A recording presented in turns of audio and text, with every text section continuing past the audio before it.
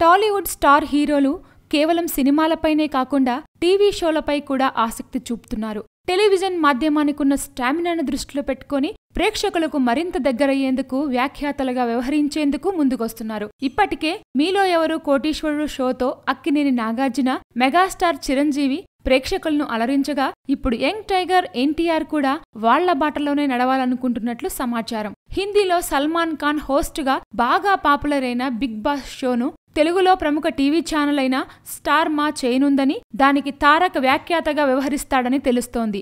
అయితే ఈ వార్తల్లో ఎంతవరకు నిజముందో తెలియాలంటే ఎన్టీఆర్ లేదా సదర్ టీవీ ఛానల్ నుండి అధికారిక ప్రకటన వెలువడే వరకు వేచి చూడాల్సిందే.